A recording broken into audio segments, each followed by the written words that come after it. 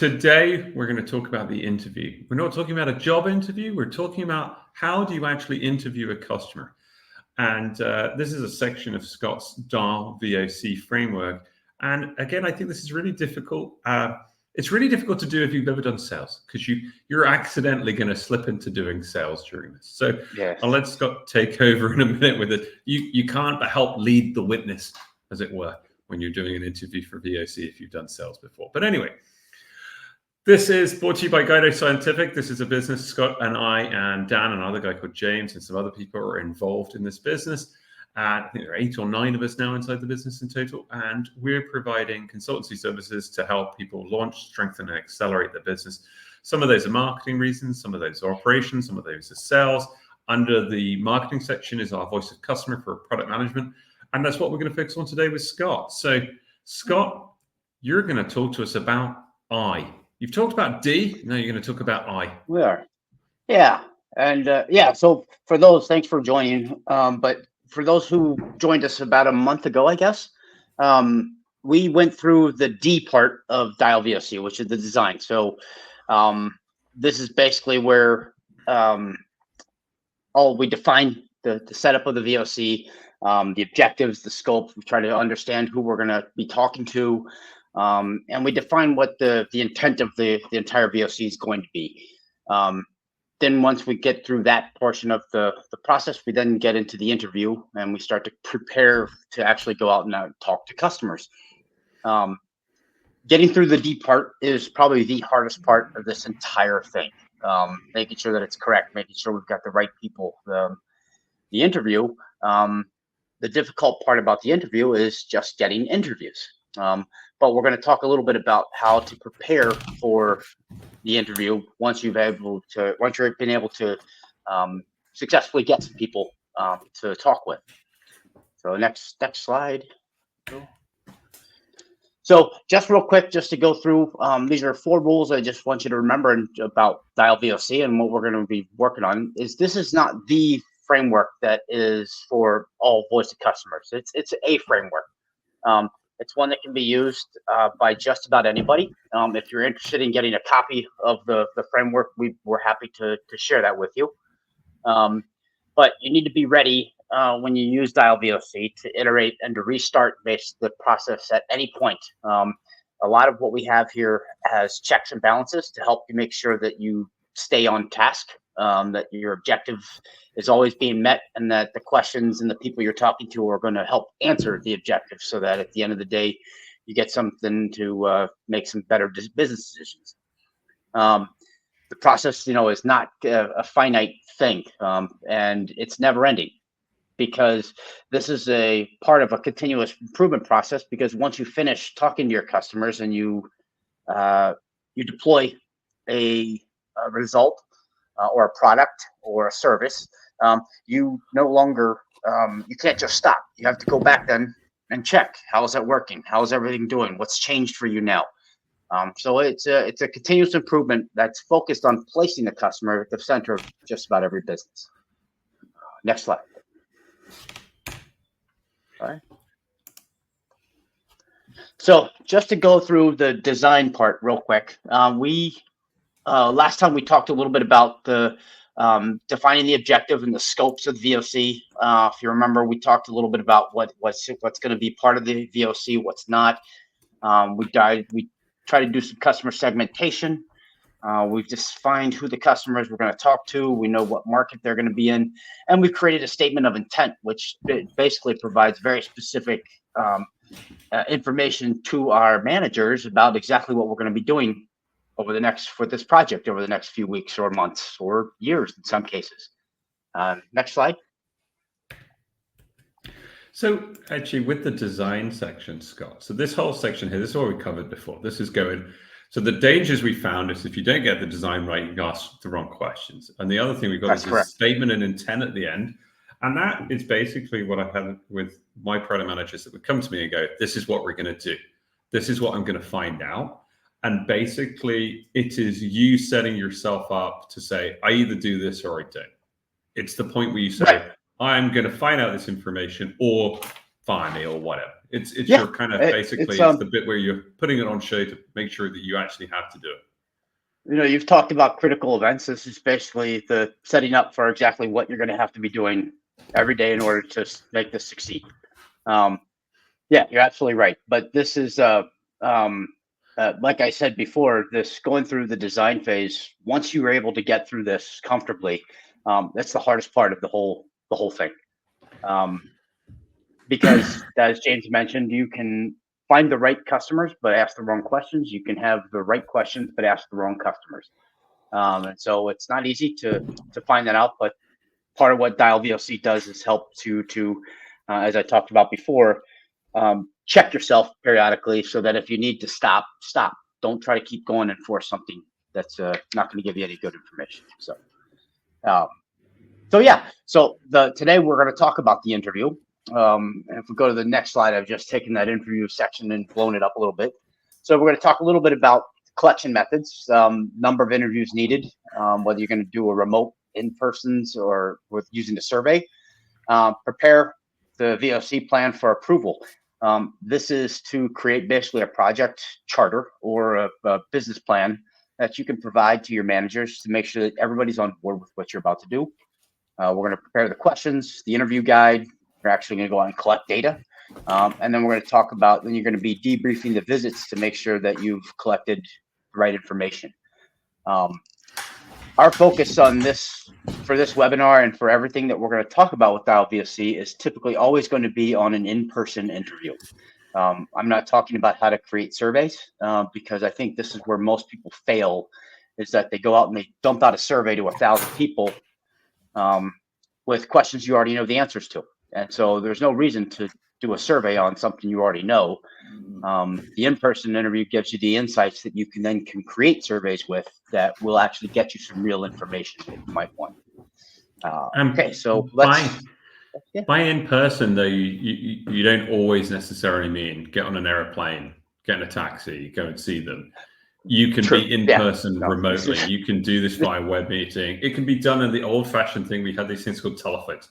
You can do it in those ways, but basically you need to take a read of the answer they're giving you, unlike a survey when they're just going strongly agree or A or B. Yeah. You're not going to get, you're going to get statistical information off of surveys, but you're not going to gather the insights that you really, really want to be innovative. You ask somebody, hey, what do you think about our product? I like it, I don't like it, but you're not going to get any feedback on how you could change the way it was sold, or does the color matter? You don't get to ask the follow-up question, right? You don't get to go, well, you said that, and then you were like really interested. Tell me a little bit more. You can't do that. So exactly. So, so this in person, obviously, with especially with after COVID, there's very much changed, and so right now I consider what we're doing basically in person.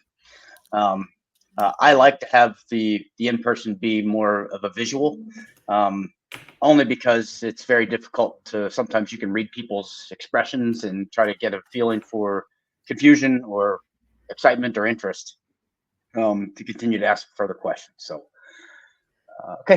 next slide. So this is the one-on-one interview, right? And this is what we were talking about just a second ago. But this is basically what the focus of Dial VOC is, and this is the gathers being able to ask questions, and as James mentioned, to ask more in-depth questions gets you a deep understanding of the perspectives or insights that they've got. You are able to be much more flexible. You can probe and get further clarification on things, where on surveys you'll never be able to get that. Unspoken needs. So a lot of times you'll begin to have discussions around something and be able to pull from a customer something that they didn't think about saying before, but they thought maybe you just knew. But then they realize you don't. You can ask them more about this. Personal stories. This is where things become interesting with interviews, which is focusing a lot on the persona of the person that you're talking to and trying to understand who they are, how they buy, how they've gotten to where they are, These kind of stories are very, very important when it comes to selling today. And then generating ideas and solutions. So a lot of times these one-on-one things might give you further insights of products or services that you could potentially look into at a later date. Besides focusing, because your VOC has an objective, you're going to reach that objective, and then anything else you find out that might be interesting could be a total another VOC. But it's about the customer, making him the center of the business and making it very centric around the culture and the solutions that you're going to be providing them moving forward. So that's why I like one-on-one interviews. Again, surveys are good. And my preference, what I've done in the past is usually the one-on-one interview would be the first thing I would do. And then I would follow that up with maybe sending out a survey based on what the customers have told me in the interviews. And this way I know that it's not my bias or my impressions, but what the customers have actually asked for or wanted. Next slide. I think it's so interesting here, Scott. I'm just trying to take this back to my personal perspective, and I'm trying to work it out. Because again, I sort of said at the beginning, salespeople are not very good at this because we have a tendency of leading people to our product and to our point of view, and therefore we're very used to asking questions that result in answers that we want to hear. And therefore, in terms of doing this, marketing people, product specialists, people that aren't selling are probably a bit easier with this. I imagine if you have some sort of sales experience and you're talking about something that is yet to be made, you're going to be okay. But if it's something that's currently made, then you're like, yeah, that sounds like my product. That sounds perfect. And you can then start to steer. Is it like you try to do this with marketing people, or? You could. This could be used with any people. That's the best part about it. The big thing about the one-on-one interviews, if that's what you meant, is being able to put things together to a point where you're going to get sort of an alignment with the company, that everybody understands that you're going to find out some information. You're going to do it, gather some data, and you're going to provide them this data, and they need to be able to be ready to follow through with it. This is where most VOCs fail. Is that they gather a whole bunch of information from a survey or from going out and talking to people in a sales fashion, and they come back with information that is you can't act on it. You don't want to act on it. You just put it into a drawer somewhere and you file it away until it goes into a black hole of marketing or engineering, wherever. And I think it comes down to why you're doing the VOC. Are you doing it for an improvement in an existing product? Salespeople are really, really dangerous. And if you're doing it about something later on, people with sales background or marketing people, if it's something that doesn't exist, then you're better to shape it. I've been with so many sales-oriented marketing people that have gone out and gone, well, we do something in the far red. And then everything has been going, well, what about far red dice? It's like, wow, we were looking at far red dice. Like, yeah, but like on Tuesday, one wet Wednesday, one wet week ago or something like that, it's just like, it doesn't make any sense. You've led the witness. So I always think it's just a difficult way around how you do it. But if you're doing it for something that's unbuilt or a new market or anything else like that, you're probably okay. Cool. Yeah. Next one. So once you've sort of figured out the type of interview, and again, our focus is on the one-on-one interview, you then basically need to assure, which is what we just sort of touched on, is to make sure that the organization, whether it be your engineering group, your senior management group, your marketing group, your sales group, whatever, that they understand that you're going to be doing this project. And when you come back, you're going to have information. And people don't need to like the information. In fact, this is one of the dangerous parts of VOCs, is that it creates a scary understanding of something that needs to be done. But creating a project charter or a business plan of some sort is absolutely critical to getting everybody on board, so that everybody understands what's about to happen, what the reason is for it, what they're actually going to be taking a look at, what the problems are and the opportunities to solve those problems. And with this, you're looking at your senior manager saying, I can solve this problem that's going to increase X amount of revenue or decrease waste or increase productivity. But at the end of the day, it's just a business making better business decisions that are going to do the one thing that everybody wants, which is make more money at the end of the day. And this basically gets signed off by your managers, signed off by the people that are going to be involved, so that they are aware that something is going to be coming, and when it does, they need to act on it. So there is a certain degree of I mean, having sat on a senior management team for about 9 years in the US, there is a bit where I think people may say this and just go, "Oh, this looks a bit fancy. Looks like a bit of a waste of time. Why are we doing that?" If you show this to pretty much every VP I ever worked with, they just go, "Thank goodness something's going on." Yeah. Because so many products have failed, so many things have got wrong, and the black hole of marketing and particularly product management to them is unexplainable. They have no idea what you're doing, and therefore they have no idea how to judge whether you're good or not, or whether you're on top of stuff. They might judge if you turn up on meetings on time to be more on top of it than someone who's late for meetings but really understands it. So I think that most managers like formality like this, and actually, sometimes you're going to do some of the stuff for yourself and just project it out so people know you're taking it seriously. So a little form, but it comes across sometimes as airy. Too. I mean, you as a senior manager have been involved in a lot of times. People want to go out and do something, and you say, "Oh, that's a great idea," but then you get a bill for $5,000. And where's this from? This is. You've gone a bit quiet, Scott. I don't know if that's your microphone. Yeah, you're better now. Yeah. Is that better? Your funky new headphone. Just buy Apple stuff. It's really expensive, but it works awesome. You got enough Apple stuff. But my point is that there's a cost associated with doing these projects, and for you to be surprised that potentially I've got to go visit people, I've got to talk to people, I've got to create survey material, I need to take people's time. There's an invoice that should be provided to somebody so that it's not surprised at the end of the day that I'm just asking you now for $5,000 to do a voice of customer study, and that's what it's going to take. But at the end of the day, I'm going to be getting something beneficial out of it that makes it worth it. Like I said, from a senior management perspective, this is just helping them to drive a one-page document that just kind of outlines what's going to happen, and so that they're signing off on this to know that they've agreed to take this on too. Yeah. All right. Good. We gotta get into next it, I think today.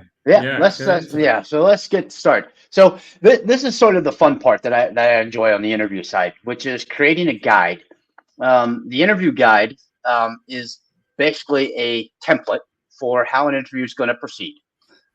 It is going to outline specifically what you're going to say when you first enter a customer's office or get them on a web meeting. They're going to have the list of questions that you're going to be asking in the format, and you're going to have a closing section. And everybody is going to create this interview. This guide is going to be created for everybody that's involved in interviewing. Some VOC projects are big enough that you might need to have 4 or 5 people going to customers and asking questions. What you don't want is to have people asking their own questions randomly, gathering information that doesn't make any sense, or being able to collect information on questions that weren't asked in the proper format.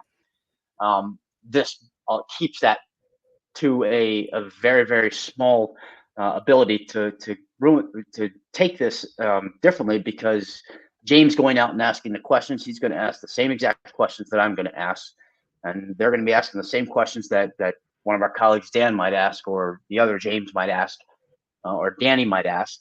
And that way I know when I get the information back that the questions that are answered were specific to the question that I wanted to have asked. So it aligns the data collection. It keeps the number of questions to an absolute minimum, because most people come into an interview with 100 questions. And in my experience is in about a 1 hour meeting, I can probably get through about 15 to 20 solid questions. And obviously you're going to be asking questions that are specific for some certain types of analysis. Kind of questions are going to be included basically as you start to uncover needs, and we'll go into that a little bit later. But the little guy holding the follow me sign, it's just that everybody is going to be following the same exact process during the interview process. So that's what the guide is. Next slide. And this is kind of an example. Just a quick, almost like a sales funnel. You've got data that's going to come in and data that's going to go out. And during that process, you're going to have a series of questions that you're going to ask that are basically general business review, issues and persona questions, which are just talking about the customer.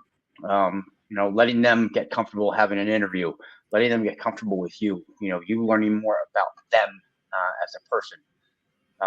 Maybe about how they buy, how they got to that job, what they've been doing in the past. Then you're going to go into application and specific questions about, the work that they're doing. You may then get into questions specific about a product. Maybe you're interested in understanding why they're buying particular products or what that market might look like. You then get into questions about the product, but those are very specific questions then, as opposed to much more general ones. And as you start to gather this information, you begin to pull from these insights, things that the customer maybe didn't think they were talking about, but you realize more than one has asked for a particular application or particular function to be made available that you potentially could innovate and have a brand new product on the market that is sellable, obviously.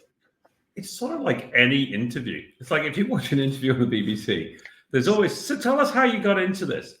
You sort of layer one of the young in and then peel away and go, so, so what is it you do and how does it work every day? And then it's like, right, okay. And then, right, now specifically tell us the detail of what's wrong, right? Yeah. It's like you're just peeling layers away. This is not, this is like took the funnel from a sales funnel. Again, it's very similar to that in that you've got this general information that basically you've gathered, and as you start to narrow down the pipeline, you get much more specific in terms of understanding, what's real, what the real problems are, things like this. But most people fail at this top part, which is one of the things that I focus on in the interviews we have, which is gathering as much information about the persona as you possibly can up front, because it makes the other questions a lot easier when you start to ask James a question as opposed to just a question that's down on a piece of paper.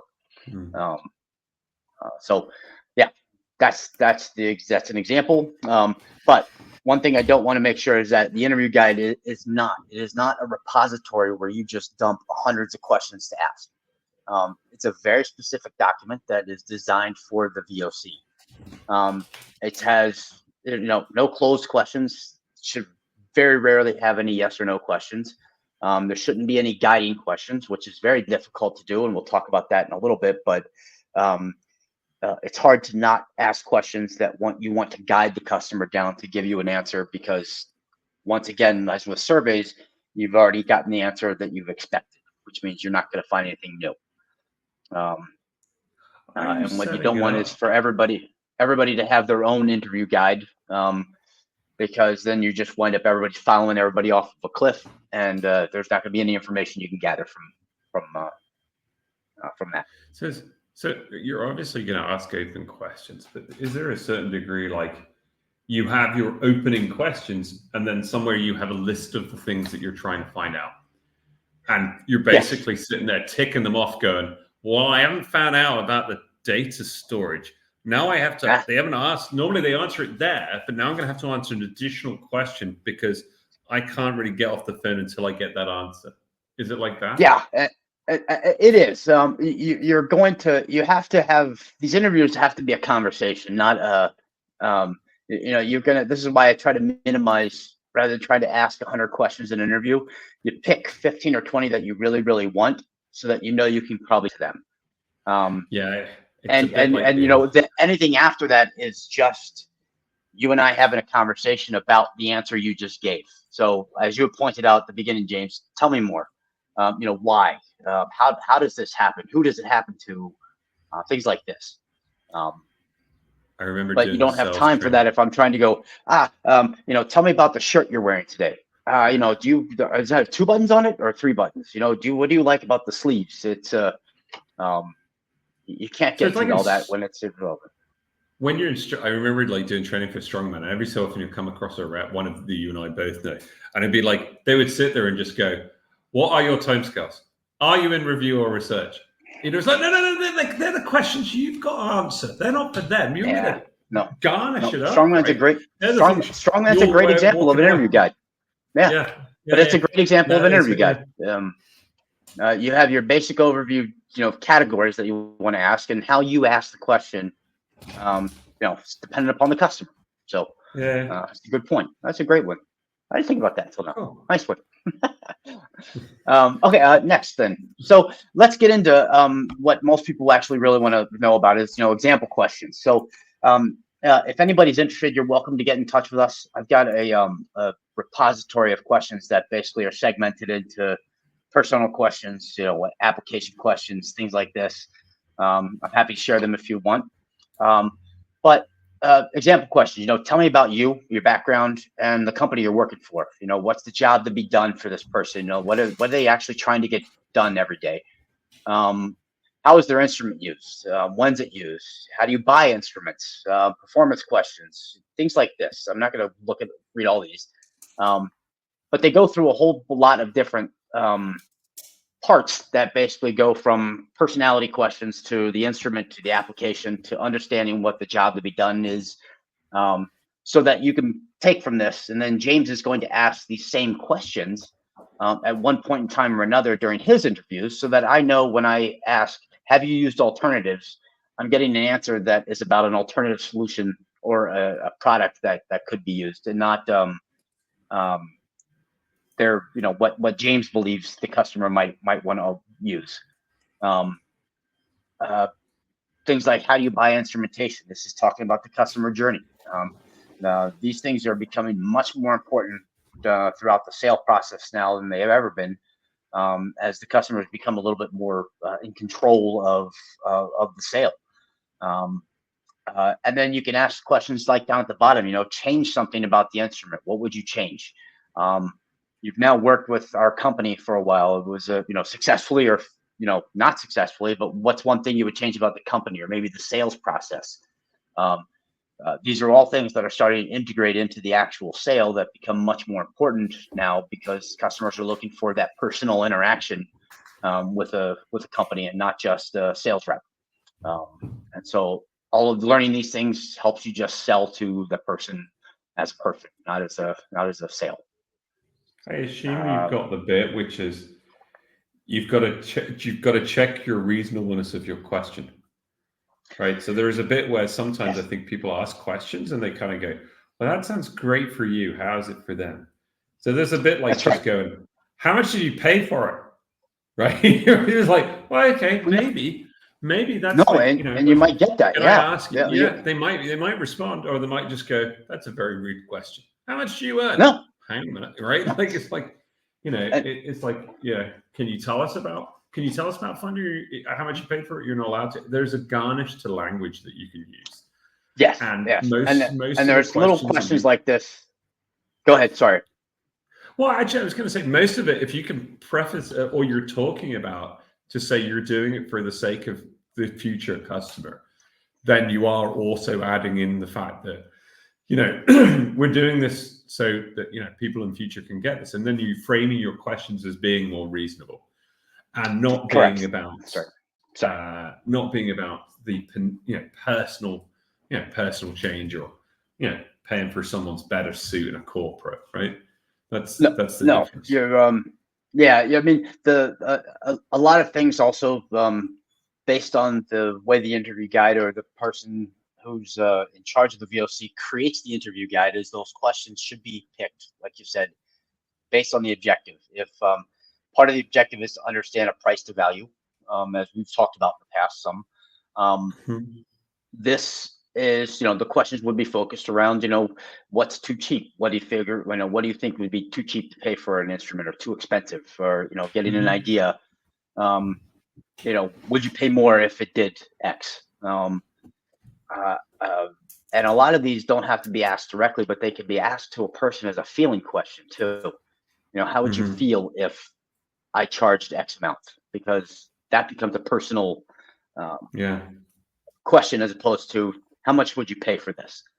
And so a lot of the questions that we do ask do create this feeling awareness to for one particular part of the analysis that we'll talk about in another webinar, called a Kano plot, which helps you try to understand those things that customers really like or don't like, and how they feel about them. But these are just examples. You can create these, the interview guide based off of a list just like this would be a perfect list for approximately about 45 minutes to an hour interview. And part of the reason why is, if we go to the next slide, is the majority of a interview is basically going into this deep dive from every question. You're going to get answers that you just can't say, I get it, I understand. You want to ask until the customer is totally clear themselves on the answer that they're giving.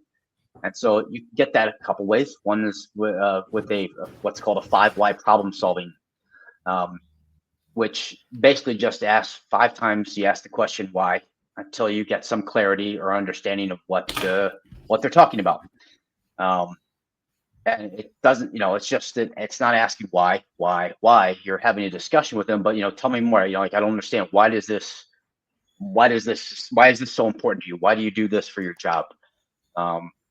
The next one is basically who, what, where, when, why, and how. And talked about this before in the some of the questions. Is you want to understand, does the problem that they're having, is it happening to them, somebody else in the lab? Is it an administrative person?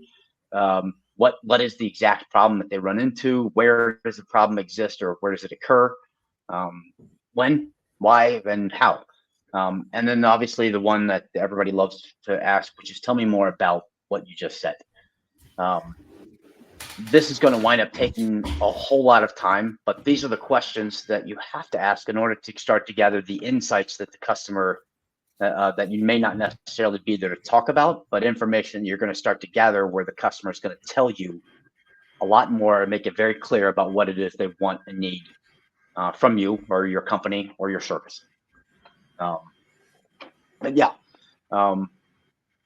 anybody else who's ever been in sales knows exactly this process of continuously telling me more. And a lot of it, as James had mentioned with Strongman, it's exactly what you have to do in order to get to the answer that you want for the sale process. So let's see. Let's go to the next slide. Should be very close. So this is the biggest question that I get when people ask me about VOCs, which it's okay. It's a good one. It's a good question to have. But it's interesting because it seems to be, do I have enough? How many do I need? Technically, you need an N of 3 to, from a statistical point, to have 3 points to make a line. But if you are looking at this, the chart on the right basically just shows, when you start to do interviews, you're gonna gather a whole bunch of really, really great new information. At some point in time, you're going to start leveling off, and you're not going to gather anything basically new.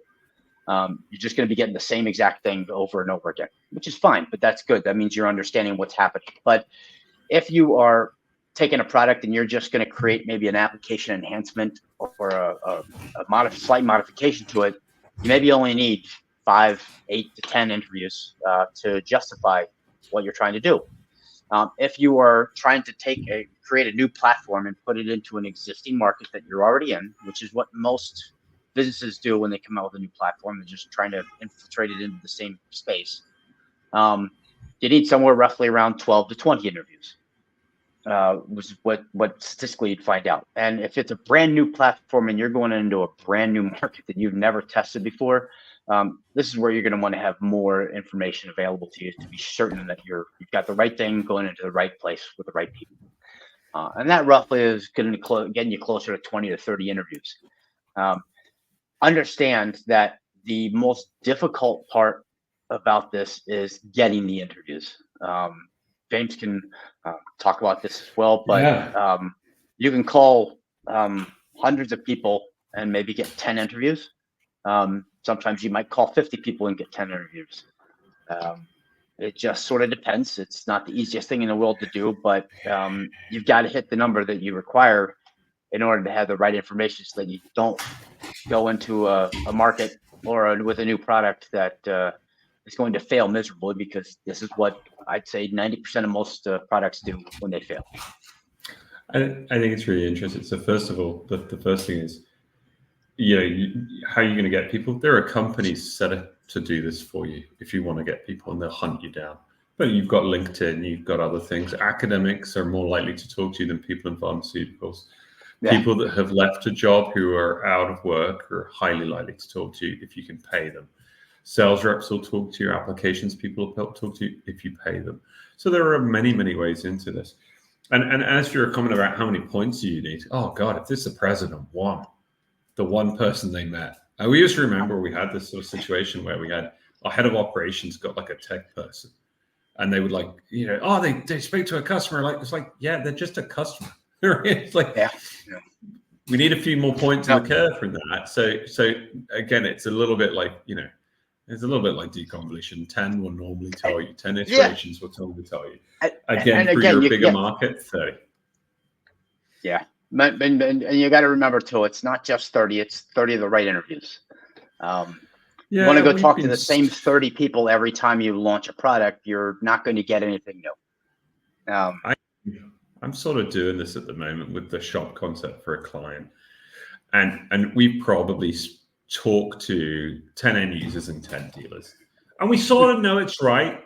I think we have a lot of hunches it's right. And yet still we're pushing out of, is this the right thing to do after 20? But there were 10 of each different type. And the general feedback's very positive. But yeah, we're in the same point. But and again, I said there are 10 dealers and 10 end users. And both of them are going to use it. I can't just take 9 and 1 or 20 and 1 or whatever. It's got to be the appropriate mix for it. And for me, they're across different markets, so they have different values to it. So yeah. So and that's where trying to figure out then do I need 30? Do I need 20? Do I need 10? Do I need 8? If you go to the next slide, this is where I'm going to show you on the next slide how I got to this number. This is not, I didn't just magically come up with 8. But if you think about it, this sort of makes sense. The first interview you do is going to be awful. You're going to talk to the customers. You're going to struggle through the questions. You're going to realize that you're going to, you've got the wrong questions to the right customers, the wrong customers. Second interview, you're going to make an adjustment. You're going to pick some better questions. You're going to pick the better customer, and you're going to start interviewing them. Then interview 3, you're going to come up with basically a finalized list of questions that are solid. These are good ones. And you sort of have an idea that these are the right people that I'm going to be talking to. Interview 4, 5, and 6, basically, you are, you start to get a feeling for how people are going to respond, how they solve the problem that you're looking for. You start to understand what the problem is. And you begin to sort of become an expert yourself in the problem, to the point where by the time you get to interview 7 and 8, you know what the responses are going to be to every question you ask. Right. And it's a learning curve is what this is, more than anything. But don't you think this is exactly the same for change the word interview for demonstration? Right? The first demonstration you do is going to be off. And then you can say, well, the first meeting you have is awful. And the first cake you bake is awful. I mean, it follows the same logic throughout, right? But it is that point of it just, and I kind of coach a lot of young people on this. It's just like why aren't you prepared for it to be awful first time? And what's wrong with it being awful? Why have we taught the nation of people to high-five their way through life? Like, people go through the first interview. Yeah, when I've listened to people go through the first interview and they go, they're like, oh my God, that was terrible. That was so scary. I'm like, well, yeah, it's always scary. It's always scary knowing that it's going to be awful, right? Don't be afraid. It's going to be awful. If it doesn't go that bad, I say, because at the end of the day, you're going to actually have a conversation with the customer about what you learned, and you'll know if it went awful or not. The customer will tell you like, I don't want to do this. But yeah, so minimum number of 8. And if James wants to jump to the next slide real quick, this is an actual mathematical equation from a paper, which is where 8 came from. So you can go through, you can talk about the scope of the project, the characteristics of the people and the participants. If you've got 3 different markets, you want to be able to find 3 different people inside of each one of those markets to interview. And so forth. And you mathematically can go through and find out, how many people you really need to talk to. This is also where the 20 to 30 came in, 12 to 20, and 8 to 10 came from in the first one about where it was. So for those of you that want to go through and talk about, how can I calculate this, you're welcome to take this equation. And I can send you the links to the articles where they came from if you're interested. So you let us know. So there are people out there that will find that genuinely interesting. I'm not. Like, yeah, I'll take you at 10. No, it was it's hard, but it's it's just one of those things. Everybody wants to have some sort of statistically, I want to show how I did it. Why did you ask 10? Why not 50? Why? Shut up, it's 10. Yeah. Fine.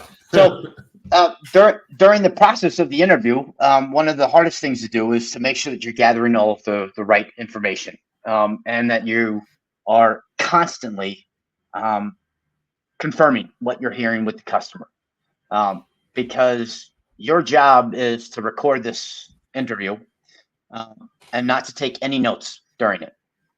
You're going to ask them if you can maybe record it with a small tape recorder or your phone or whatever you might use. But you don't want to write anything down, because writing down takes time. It takes away your focus from listening to them, and you're never going to capture everything they're actually saying, because they're going to think you're not paying attention to them because you're writing. But you want to capture the exact statement that the customer said, not what you think he said, what he actually said. You want to be very, very careful of what's called confirmational bias, and we'll talk about this right at the end of the talk today. What did the customer say? What is it they need? And you're always going to confirm with the customer what they want, what they need with the customer before you leave. Let me make sure I understand this. You just said this. Is that correct? Yes. Okay. No different than during a sale. Your beliefs, your opinions, although I believe everybody who might listen to this, and James, are important, but they are irrelevant when it comes to a VOC. I don't care about how smart you are or how much you think you know about this market or the person. The customer's opinion is what counts in this. Okay, so you really have to kind of check your ego at the door, and just get on with it. It's lovely when you can get engineers thinking like that. When they turn and they learn. I've had engineers go full circle and go, it's not what you care, it's not what we care. Does the customer want this, James? Is that what the customer wants? And you go, yeah, it is, because basically the fact you can do it is awesome.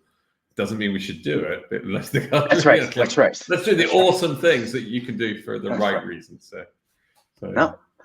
So it's interesting, but just to finish this, the interview side up is with what's called confirmation bias. This is why so many companies, in my opinion, fail to understand who their customers are.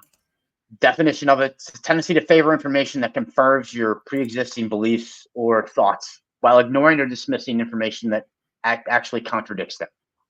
So you've got like a Venn diagram below, but talks about, these are the evidence from the customer needs and wants. These are the facts and the evidence. This is what your customer is saying. You have your beliefs about what you think they need. And so we look at this small, tiny overlap of what we actually believe to be real. And we ignore the majority of what customers want. This is why most products fail. You've gotten a little bit of it, but you didn't get the whole thing. So customers are excited, but they're not buying your product because you missed a lot of the major things that they said they needed during this process. But it's very difficult to get over, especially during a VOC, which is why I said before, you really, really have to be careful about checking your ego at the door when you walk in about what you think and what you believe the customer actually needs, because those lead to guiding questions, which the customer will answer for you, and you will walk out going like, I knew it. I knew that's what they wanted, right? Far red dies. Far red dies. Far red dies. That's what I need. Well before they were absolutely legal to be done. The FDA wouldn't approve them. And everything. Yeah. And I think the very last one is just the last slide, James, is just again, just walking through the process of sort of, why this is so important when it comes to the VOC. You make bad decisions. You've got missed opportunities, ineffective products or solutions, customer disengagement. They just think you don't really know who they are. They don't want to interact with you anymore. But the very last square at the bottom is what it all leads to, which is a loss of revenue. And this is where we get the biggest problem, that people don't understand who the customers are. So with that, that's part of the interview. Cool. And this is what we're doing it for, right? Make better business decisions to increase revenue opportunities. Yeah, and so for me, I just go back to the one thing that I had, which is just really, you can't make decisions about products without talking to customers. No. Right? Sometimes you have internal people that are just so in tune with their situation, but still, if you're still so in tune with your situation, you can go and find 10 people to talk with and check your ideas with by doing it in a way like this. And product managers that are doing stuff like, that are doing things constantly, I don't think you deserve the product management title unless you were talking to customers in ways like this about problems. No. I'm sorry. I think you're more internal as a product manager. Yeah, but the biggest part is that I'm not saying, for any product managers listening to this, I'm not saying that you don't understand your job or don't know how to do it. I think part of James's point is that you have a very good intention of going and talking to those 10 customers or any customers, and there is a fraction of time where you actually really understood what people wanted. The problem is we do this and then we stop. And then we make an assumption based on those 10 people that we talked to 3 years ago that this is what they want. Remember, our customers said this is what they wanted. Well, that was yesterday. The way things evolve with technology and how people buy is changing so fast that if you don't keep on top of this consistently, you're going to miss out on something that's could be revolutionarily change in the marketplace for your customers that will create a product that is amazing and won't fail. I kind of put it real simple, and this is something that we used to have a long time ago. There are no customers in the office. They aren't in the office. Now, by that I mean, like years ago, I meant salespeople, you need to get off your seats and go out and talk to people because that's where they are, right? Yeah. Now, you could say, well, no, I can do web meetings. Yeah, but when you're in a web meeting, you're out of the office. Just so you know, if you're actually engaging with someone, you're out of the office.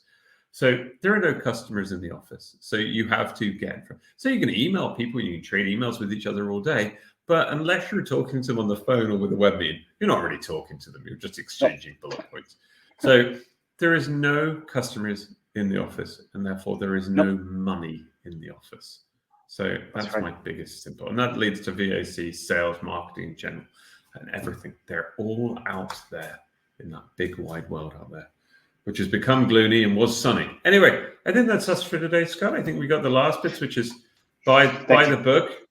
And the next webinar. Mapping and Selling Explorer. I think that's an old slide because it's the old slide. There we are. It's me. And there's Anyway, we've done all of that stuff. We got all of that stuff. We're on for that. So there we are for now. If anyone's got any questions, you can contact us or talk to us if you've got all of this stuff.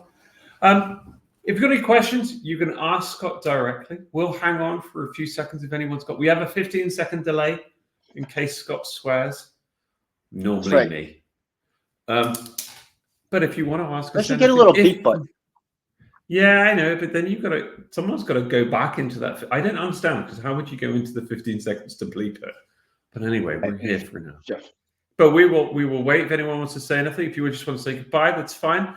If not, we'll turn off in 30 seconds and we'll go about our merry weekends. Thank you, everybody. Yeah, and I think as James mentioned, if I didn't hear him right, if you guys had questions, anything specific, you're welcome to get in touch with us through the website. You can slide into his DMs or something. You know what I'm saying? That's right. That's a reference towards Doc Martens. They were very popular shoes when I was younger. Cherry red Doc Martens I had. I was a very professional goth in my earlier days. We are right. Well, okay. In that case, I think we'll leave it there, and we'll say goodbye, and we'll put this up on YouTube as well for anyone else watching. All right. Thanks very much, guys. That'll go up later in the month. All right. Catch you later. Cheers. Bye.